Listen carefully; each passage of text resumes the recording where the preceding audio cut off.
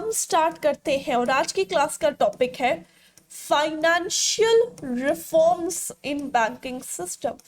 हम financial reforms banking system में जितने भी तरीके के फाइनेंशियल रिफॉर्म्स है ना उसके बारे में डिस्कस करेंगे। Financial reforms in banking system, ठीक है। इसमें हम काफी चीजें पढ़ेंगे। इसमें हम ये पढ़ेंगे कि ओवर द टाइम पीरियड हमारे बैंकिंग सिस्टम में किस तरीके से चेंज आया, ओवर द टाइम पीरियड हमारा बैंकिंग सिस्टम कैसे चेंज हुआ, उसमें कैसे बदलाव आया, इस बारे में हम डिस्कस करेंगे, ठीक है। ओके,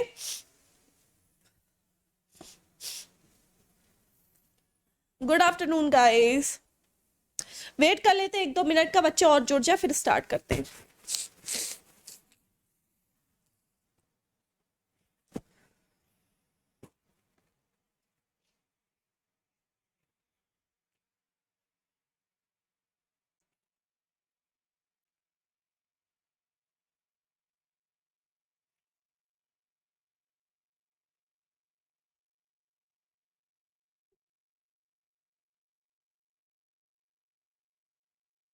ओके चलो स्टार्ट करते हैं गाइस आज की क्लास को।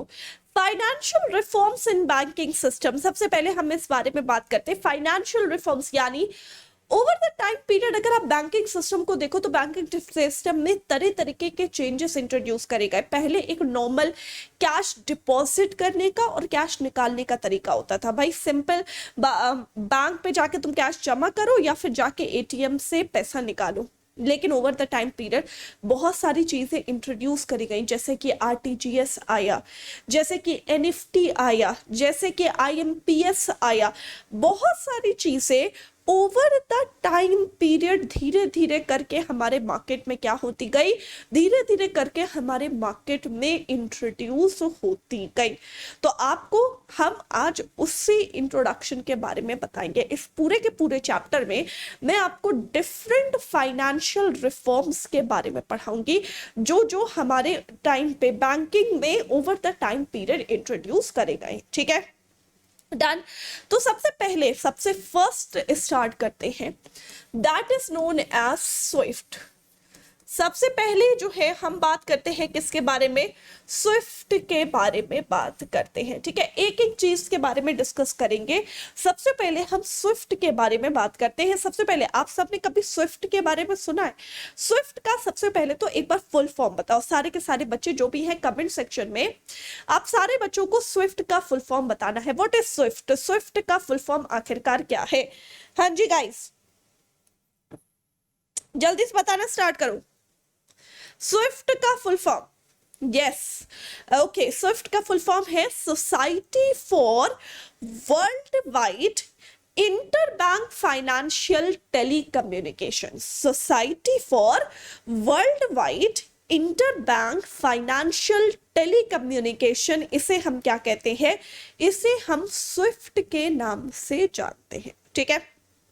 स्विफ्ट एक Belgium based financial messaging services है, यानी बेल्जियम बेस्ड है। सबसे पहले तो ये इंडिया की नहीं है, स्विफ्ट है एक Belgium based secured financial messaging services जो कि बैंक के द्वारा as a non profit cooperative society जो है वो ओन्ड करी जा रही है। यानी एक मैसेजिंग सर्विसेज है जिसमें जो है सेंडिंग और रिसीविंग मनी का काम होता है और उसका हमारे पास नोटिफिकेशन भी पहुंचता है, और ये बैंक के द्वारा ओन्ड एक नॉन प्रॉफिट कोऑपरेटिव सोसाइटी होती है, ठीक है। इसको स्टार्ट किया गया मई 1977 में और इसे हम इंटरनेशनल मनी ट्रांसफर के भी नाम से जानते हैं। इसे स्टार्ट किया गया कब? मई 1977 में, और इसे हम इंटरनेशनल मनी ट्रांसफर के भी नाम से जानते हैं, जहां पर हम किसी भी देश में किसी भी कोने में पैसा भेज भी सकते हैं और वहां से पैसा रिसीव भी कर सकते हैं। स्विफ्ट जो है हर एक बैंक को एक 8 से 11 डिजिट का कोड प्रोवाइड करती है और जिसे हम कहते हैं बैंक आइडेंटिफायर। यानी स्विफ्ट में 8 से 11 डिजिट का एक कोड हर एक बैंक जो कि स्विफ्ट के अंदर है उसे दिया जाता है और ये 8 से 11 डिजिट को हम क्या कहते हैं, बैंक आइडेंटिफायर के नाम से जानते हैं। और जिसमें से पहले के जो 4 डिजिट है वो उस बैंक को रिप्रेजेंट करते हैं जिस बैंक में मनी ट्रांसफर होने वाला है। ठीक है, समझ में आया अच्छी तरीके से। तो व्हाट इज स्विफ्ट? स्विफ्ट सबसे पहले कहाँ की कंपनी है ये पता होना चाहिए। तो ये एक Belgium based financial messaging services है। ठीक है, ये बैंक के द्वारा ओन्ड एक नॉन प्रॉफिट कोऑपरेटिव सोसाइटी की तरह है। एस्टैब्लिशमेंट इसका कब हुआ? हाँ जी बच्चे आंसर देना स्टार्ट करो, कुछ तुम लोग भी आंसर दिया करो जब मैं पढ़ा देती हूँ। तो भाई सबके पास हमको फीचर ही पता होने चाहिए, इसके अलावा और कुछ खास बात नहीं है इसमें। ये सारी चीजें जो मैं आज की क्लास में आपको पढ़ाऊंगी इसके बच्चे हमको सिर्फ और सिर्फ फीचर्स ही पता होना चाहिए, क्योंकि क्वेश्चन जो पूछा जाएगा वो फीचर से ही रिलेटेड क्वेश्चन पूछा जाएगा। ठीक है, डन। तो इसे मई 1977 में क्या किया गया, स्टार्ट किया गया। इसे हम इंटरनेशनल मनी ट्रांसफर के भी नाम से जानते हैं, जिसमें हम क्या करते हैं, जो कि एक सिक्योर्ड तरीका है मनी ट्रांसफर का, कि हम देश के किसी भी कोने में, ठीक है, या वर्ल्ड के किसी भी कोने में किसी भी बैंक में मनी को ट्रांसफर कर सकते हैं या फिर उससे मनी को रिसीव कर सकते हैं। स्विफ्ट जो है याद रखिएगा हर एक बैंक को असाइन करता है कितने, या 8 या फिर 11 डिजिट का कोड, जिसमें से पहले के 4 डिजिट जो है वो हमेशा उस बैंक को रिप्रेजेंट करते हैं जिस बैंक में मनी ट्रांसफर हुआ है। ठीक है, डन।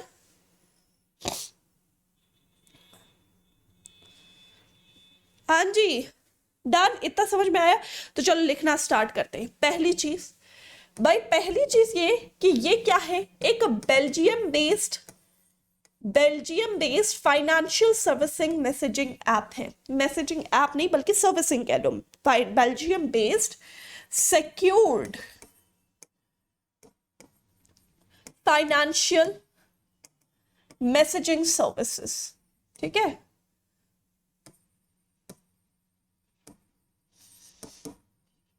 Messaging services. ठीक है, डन, डन है बच्चा। नेक्स्ट अगर हम बात करते हैं, ये बैंक के द्वारा ओन्ड है, bank owned non profit cooperative society. ठीक है, non profit cooperative society. Next अगर हम बात करते हैं, ये कब एस्टैब्लिश हुआ बच्चे?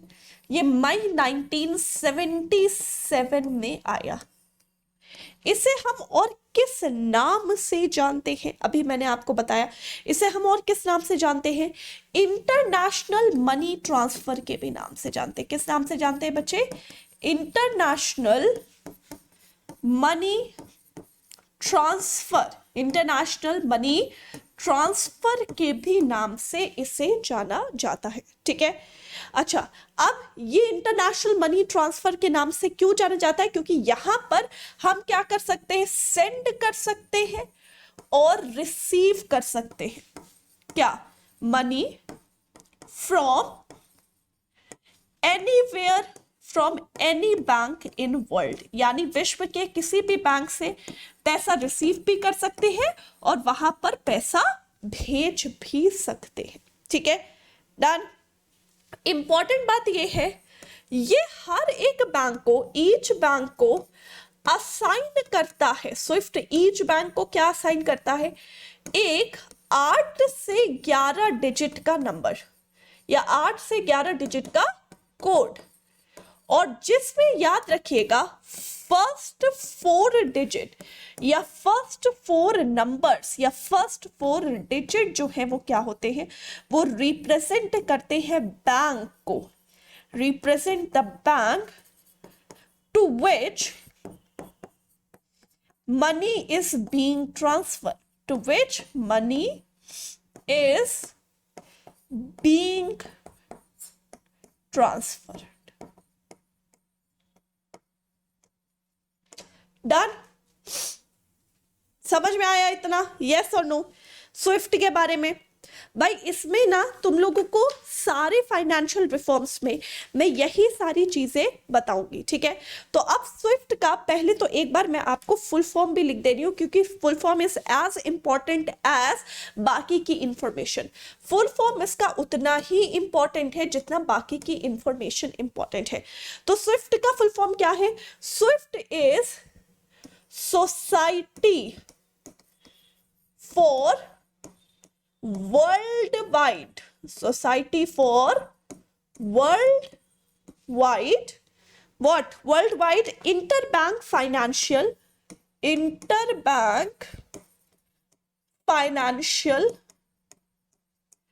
टेलीकम्युनिकेशन, ठीक है।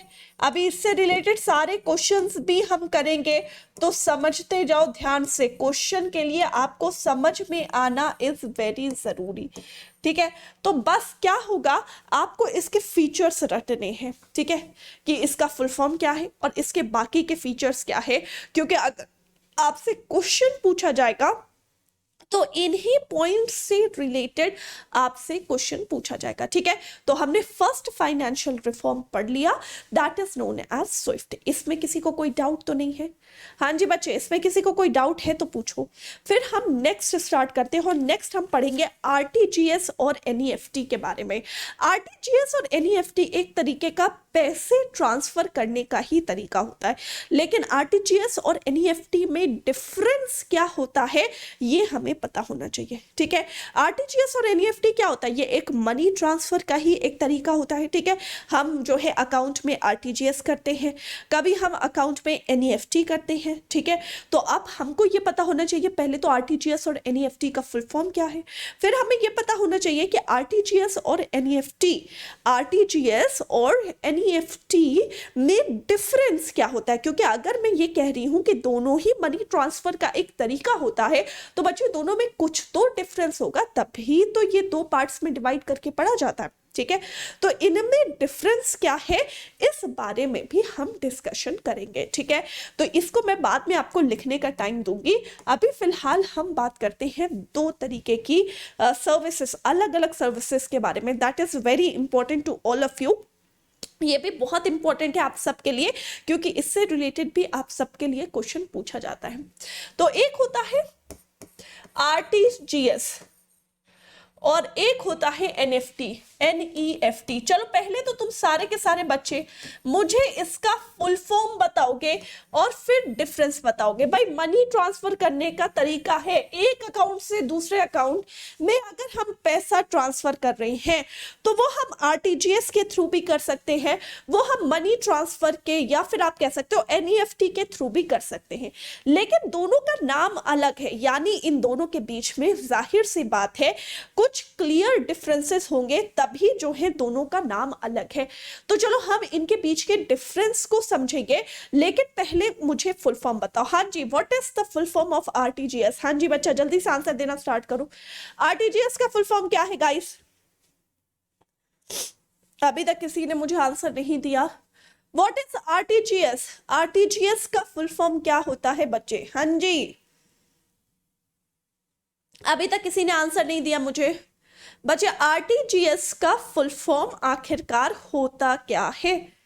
तो सबसे पहले हम बात करते हैं आरटीजीएस के फुल फॉर्म की। तो आरटीजीएस का फुल फॉर्म होता है that is real time gross settlement. Real time gross settlement, ये होता है आरटीजीएस का full form, real time gross settlement. और एनईएफटी का फुल फॉर्म क्या होता है? NEFT is national electronic fund transfer, ठीक है। National electronic fund transfer, that is NEFT. और real time gross settlement, that is RTGS, ठीक है। डन। अब आरटीजीएस की बात करते हैं तो इसकी स्थापना यानी इसे कब स्टार्ट किया गया बच्चों, इसको स्टार्ट किस ईयर में किया गया, तो आई थिंक अप्रैल की बात करें तो 29th ऑफ अप्रैल, इसी महीने समझ लो 29th अप्रैल सन 2004 में आरटीजीएस की स्थापना करी गई या फिर आरटीजीएस को लाया गया। और एनईएफटी को स्टार्ट किया गया था बच्चे नवंबर 2005 में। इसे कब स्टार्ट किया गया, इसे स्टार्ट किया गया नवंबर 2005 में। अब इन दोनों के बीच में डिफरेंस के बारे में मैं आपको बता रही थी।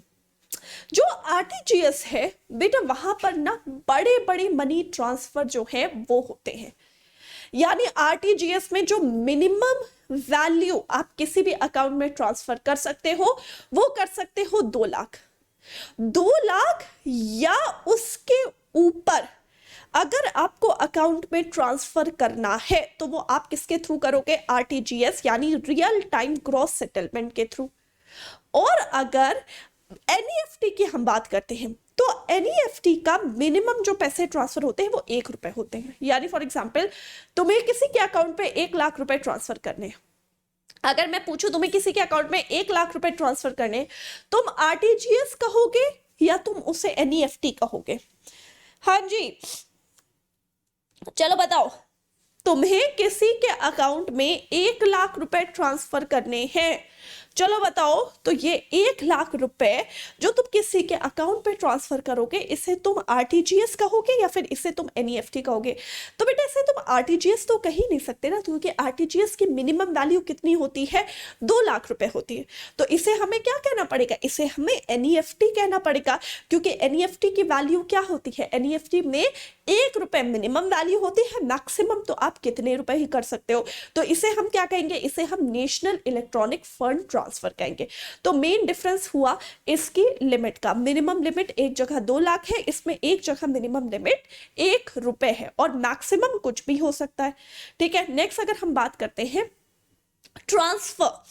ट्रांसफर टाइमिंग क्या होती है, तो बेटा पहले अगर हम बात करते थे अर्लियर, ठीक है 2020 से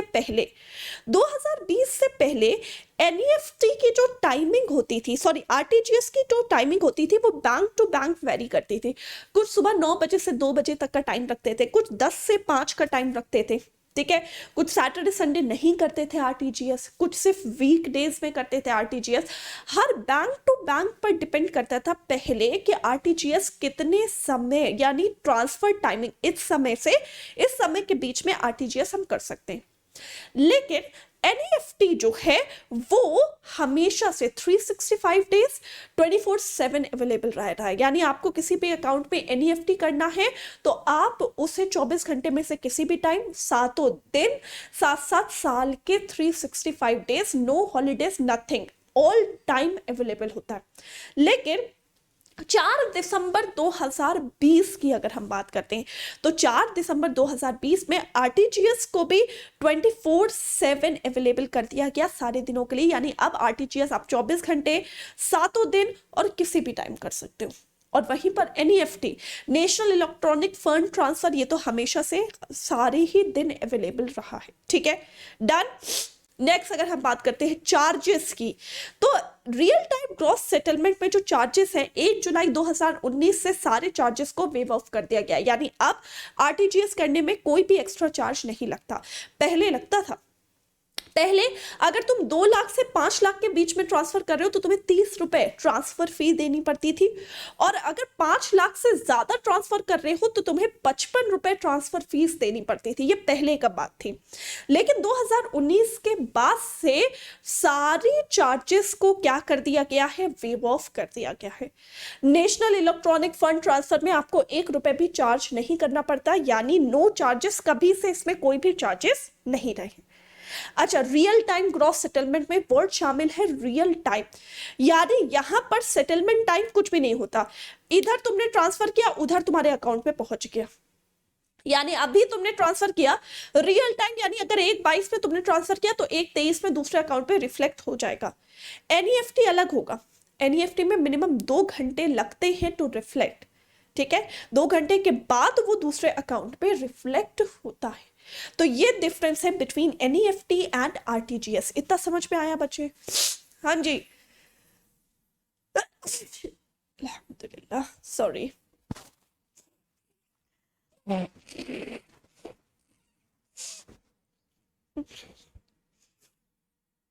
हाँ जी बच्चे, यहां तक आप सबको समझ में आया? यस और नो? पहले तो ये बताओ।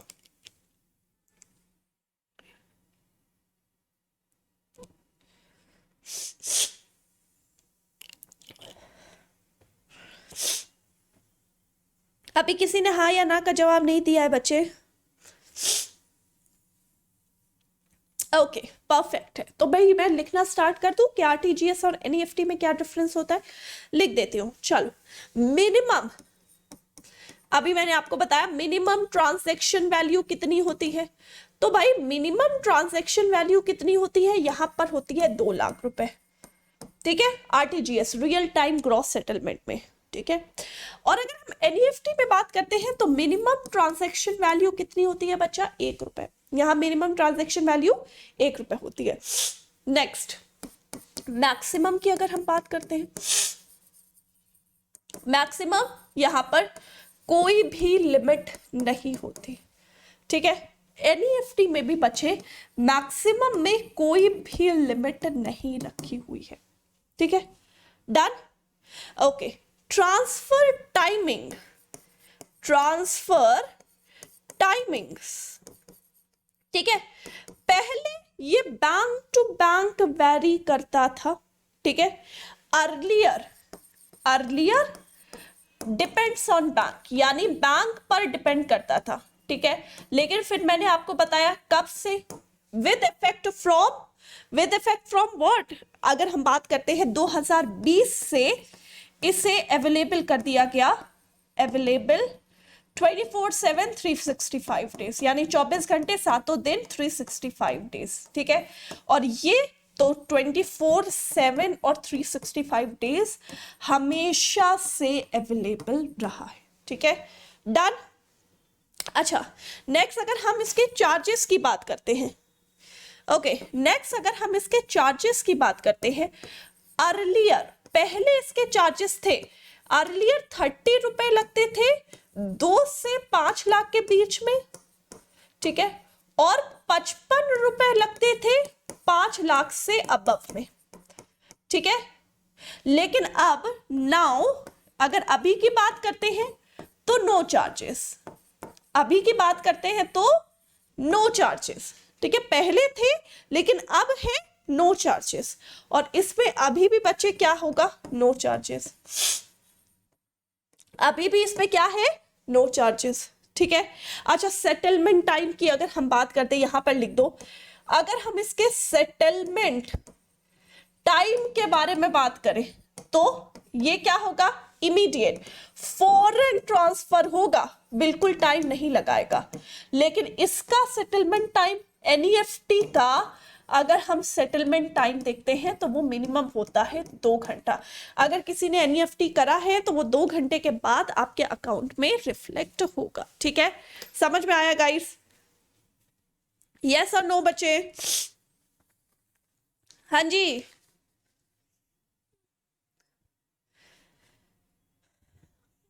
समझ में आ गया? चलो पहले इसको लिखो, फिर इतना यहां से लिखना स्टार्ट करो, लिखने के बाद डन जरूर कह देना।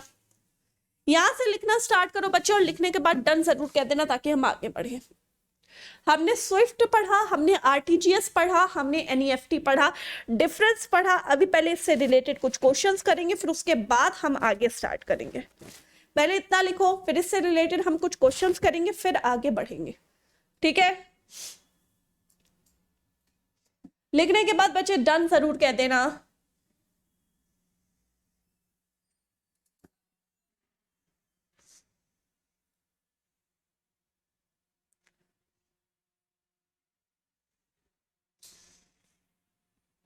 डन है बेटा? लिखने के बाद डन कह देना एक बार।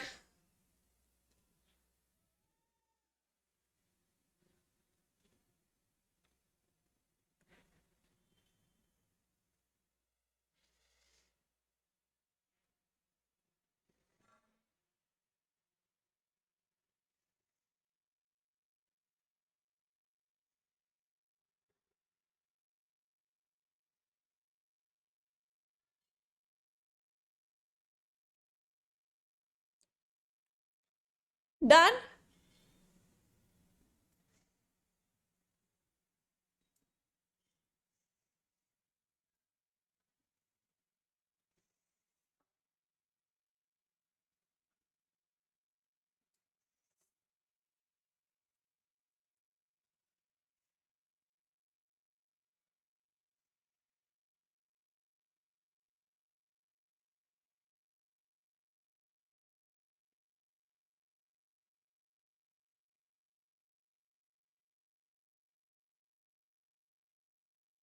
डन है। Okay good, nice. चलो आगे बढ़ो, इसे लिखो। इसमें कुछ खास नहीं है बच्चे, आपको बस ना फीचर्स पता होने चाहिए। ऐसा कोई रॉकेट साइंस है नहीं कि जिसके बारे में आपको अलग से पता हो। रॉकेट साइंस कुछ नहीं है, बस आपको यहाँ पर पता होना चाहिए किस चीज का मतलब क्या होता है, ठीक है।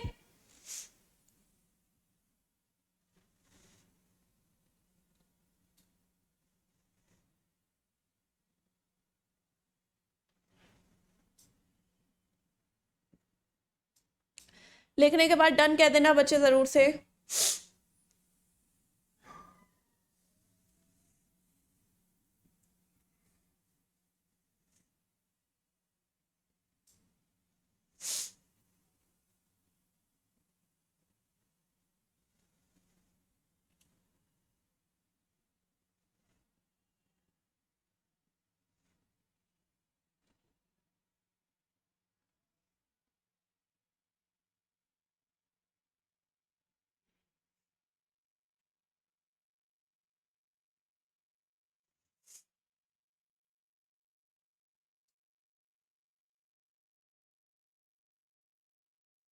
डन है गाइस। सारे बच्चे एक बार डन कह दो ताकि हम आगे बढ़े। एक बार सारे बच्चे डन कह दोगे फिर हम आगे बढ़ेंगे।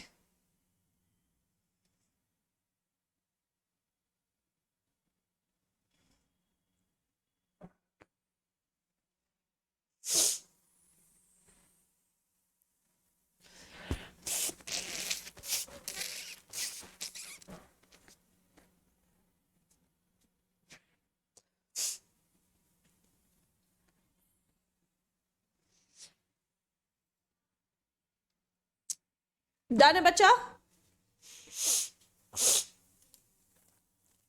चलिए आगे स्टार्ट करते हैं। और हम किसके बारे में बात करते हैं, क्वेश्चंस के बारे में। कुछ क्वेश्चंस डिस्कस करते हैं इससे रिलेटेड, ठीक है। चलिए आंसर देना स्टार्ट करिए पहले क्वेश्चन का। What is S in Swift? भाई एस स्विफ्ट में आखिरकार क्या होता है? What is S in Swift? जल्दी से आंसर देना स्टार्ट करो गाइस। बहुत इजी है बच्चे, ये तो आराम से बता सकते हो। एस स्विफ्ट में एस का फुल फॉर्म क्या होता है? ये एकदम इजी है, बेसिक ऐसे ही क्वेश्चन से स्टार्टिंग करी जाती है। सबसे पहले तो स्विफ्ट पूरा फुल फॉर्म ही बता दो तो इस क्वेश्चन का करेक्ट आंसर 2 मिनट में दे सकते हो। स्विफ्ट क्या है? Swift is society for, let's लिखती हूँ, society for worldwide interbank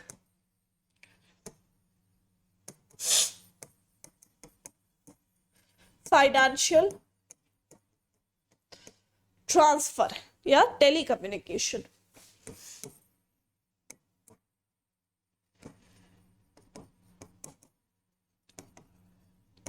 ठीक है, तो यहां पर स्विफ्ट का फुल फॉर्म क्या है? Society for worldwide interbank financial telecommunication. तो ऑफकोर्स स्विफ्ट का फुल फॉर्म के समझ में आ रहा है कि एस का मतलब क्या है? एस का मतलब है स्विफ्ट।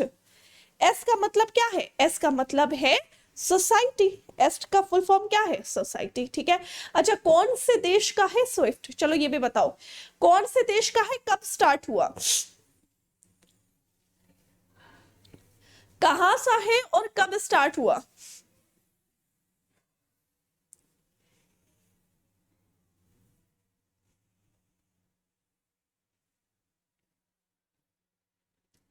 ओके तो कहां का है?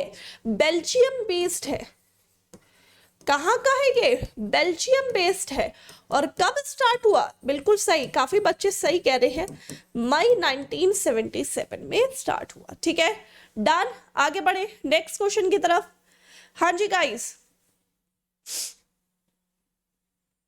चलो नेक्स्ट क्वेश्चन की तरफ। SWIFT assigns 8 to 11 digit long code known as. SWIFT bank को 8 से 11 डिजिट का एक लॉन्ग कोड प्रोवाइड करता है, जिसे हम क्या कहते हैं? बैंक आइडेंटिफायर, ब्रांच आइडेंटिफायर, ठीक है, next is customer identifier, area identifier, या फिर कंट्री आइडेंटिफायर। चलिए आंसर देना स्टार्ट करिए बच्चा।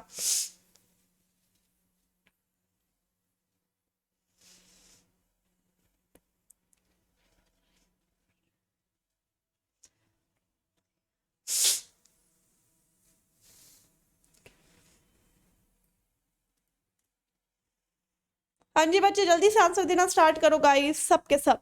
Swift assign 8 to 11 digit long code known as. हाँ जी, अभी तक किसी ने आंसर नहीं दिया बच्चे, ये तो तुम सभी जानते हो। इसे हम क्या कहते हैं? इसे हम bank identifier, not branch identifier, no not B. अभी तो जस्ट मैंने आपको बताया, इसे हम बैंक आइडेंटिफायर कहते हैं। और ये रिप्रेजेंट करता है, फर्स्ट 4 डिजिट इस पे रिप्रेजेंट करते हैं उस बैंक को जिस बैंक में मनी ट्रांसफर हो रहा है। तो पहले के 4 डिजिट उस बैंक को रिप्रेजेंट करेंगे जिस बैंक में मनी ट्रांसफर हो रहा है। ठीक है, डन है बच्चा। Okay next, the society for worldwide interbank financial telecommunication SWIFT, 4 option है, was registered as a company in Belgium.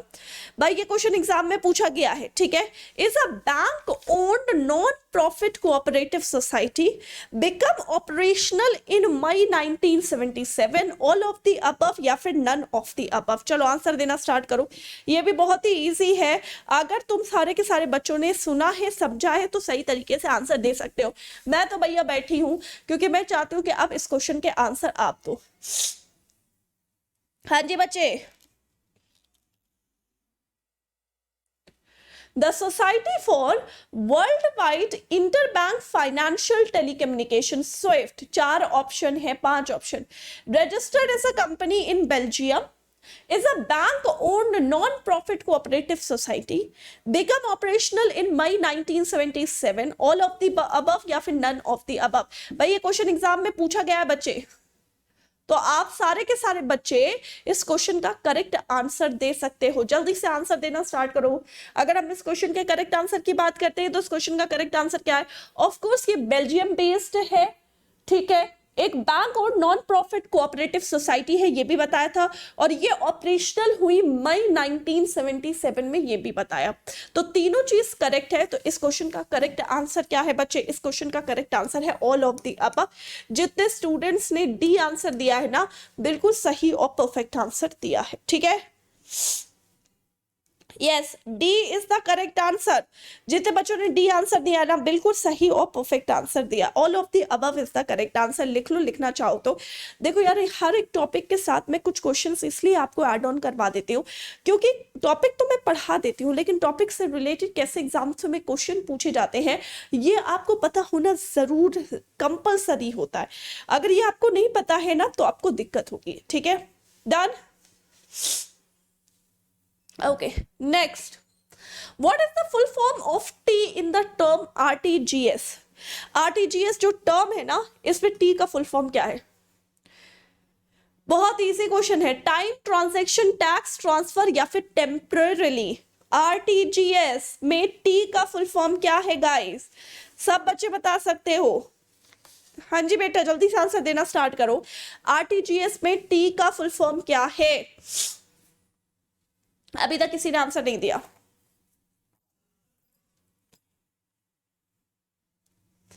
हाँ जी गाइस, जल्दी से बोलो। आरटीजीएस पे टी का फुल फॉर्म क्या है बच्चे? तो RTGS is real time gross settlement. Real time gross settlement, इसका फुल फॉर्म लिख दे रहे हैं, अपने आप ही समझ में आ जाएगा। रियल टाइम ग्रॉस सेटलमेंट, ठीक है। तो अब रियल टाइम ग्रॉस सेटलमेंट है, तो आरटीजीएस का full form real time gross settlement है, तो टी का फुल फॉर्म ऑफ कोर्स क्या है, टी का फुल फॉर्म है टाइम, ठीक है। कब स्टार्ट हुआ आरटीजीएस, 2004 को स्टार्ट हुआ। मिनिमम वैल्यू कितनी ट्रांसफर होती है, minimum value is 2 lakh, maximum की कोई लिमिट नहीं होती, ठीक है। 4 दिसंबर 2020 से ये 365 डेज 24/7 अवेलेबल है, ठीक है। नेक्स्ट, इस पर अभी कोई चार्ज नहीं लगता, 2019 के बाद से इस पर कोई चार्ज नहीं लगता, पहले इस पे 30 और 55 रुपए लगा करते थे, ठीक है। और इसका सेटलमेंट टाइम क्या होता है, इमीडिएट, यानी तुरंत ट्रांसफर होते हैं, इसमें पैसे ट्रांसफर होने में टाइम नहीं लगता है, ठीक है। डन है बच्चा, गुड गुड गोइंग। चलो next question, in which of the following fund transfer mechanism the transaction is not subject to any waiting period. बहुत इजी क्वेश्चन है, इसमें से कौन सा फंड ट्रांसफर का एक ऐसा मैकेनिज्म है जिसमें ट्रांजैक्शन में जरा सा भी टाइम या वेटिंग पीरियड नहीं होता है, आरटीजीएस, एनईएफटी, टीटी, ईएफटी या फिर एमटी। चलो आंसर देना स्टार्ट करो, तो बता सकते हो।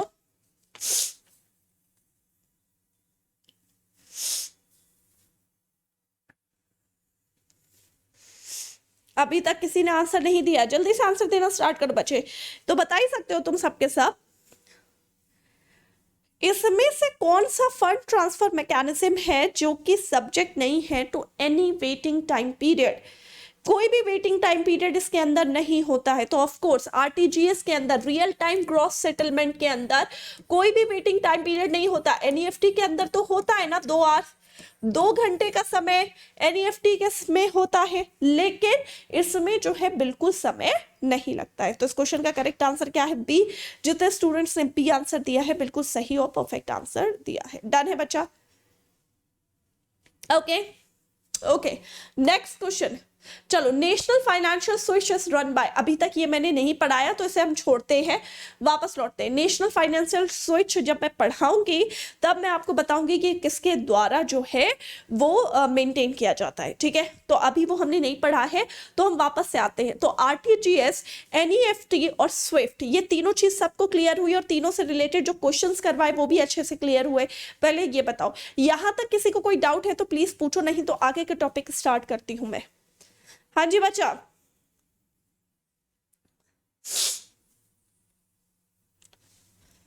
यहां तक किसी को कोई डाउट?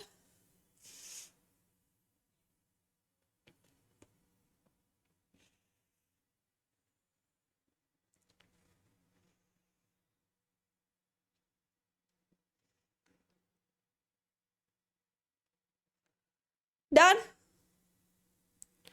Okay perfect. तो अब हमें स्टार्ट करना है national Payment Corporation of India, NPCI. और एनपीसीआई के अंदर बहुत सारी फाइनेंशियल सर्विसेज, जैसे एनपीसीआई को अगर मैं बता दूं छोटे छोटे तौर पे, तो ये एक अम्ब्रेला ऑर्गेनाइजेशन है जिसके अंदर सारी पेमेंट सर्विसेज आती हैं इंडिया की।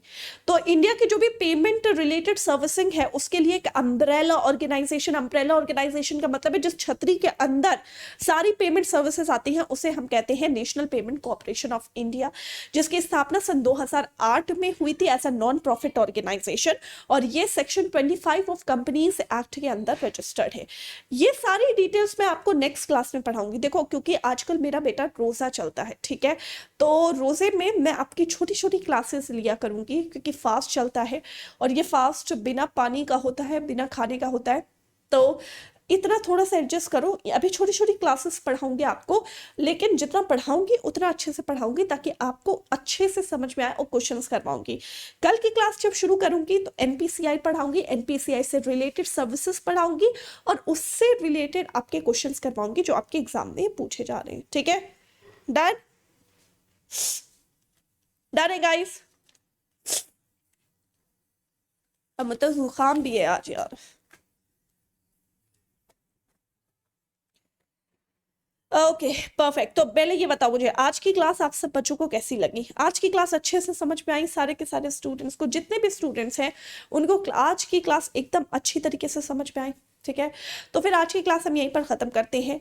नेक्स्ट क्लास पे स्टार्ट करूंगी एनपीसीआई से और नेक्स्ट क्लास में आप सबसे मिलती हूँ। टिल देन आप सारे बच्चे अपना ध्यान रखिएगा। कल की क्लास 1 बजे सेम टाइम पर चलेगी, ठीक है। ओके बाय बाय बच्चा, take care everyone, bye guys, take care. Bye बेटा।